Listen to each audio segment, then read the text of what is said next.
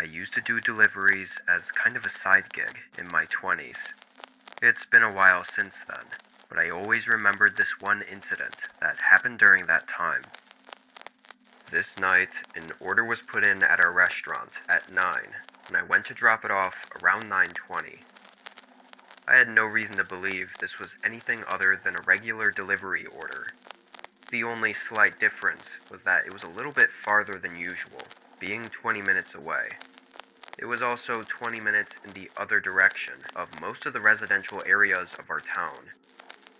Our shop was near the edge, so this was just going into what I thought was a pretty barren area outside of town. Regardless, the address looked like it was just any other home address. I followed the directions, getting onto the highway.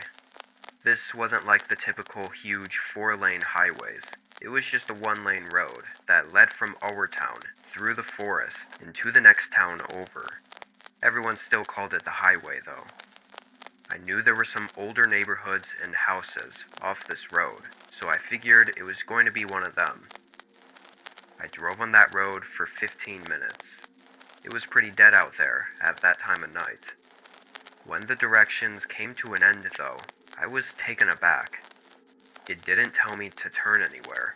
It just stopped at a seemingly random point in the road and said my destination was on the right. I pulled off to the side, at least to just figure out what was going on. I tried searching up the address on Google Maps, and then on Apple Maps, and both of them led to exactly where I was on the road. I thought maybe I was missing something. I rolled down the window and looked out at the side of the road, but all I saw were trees.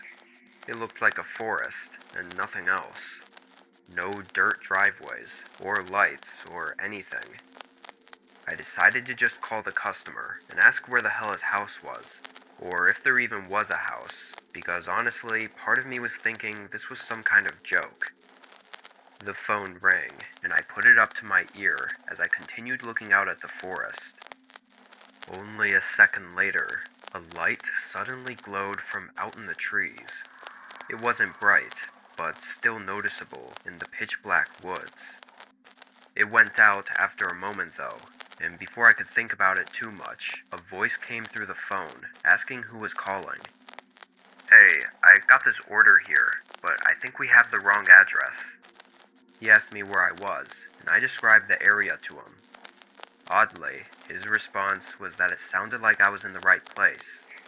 He said there was a small driveway going into the woods.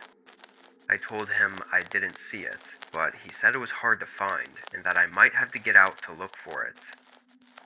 I sighed and said alright, then got out and walked to the other side of my car.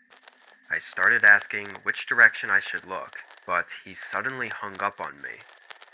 I thought that was pretty weird, but it was even more strange when I looked up and saw that glowing light in the forest again. It shut off after only a second. What the hell? That had to be the guy I was just talking to on the phone. Why was he just standing out there and not coming up to the road?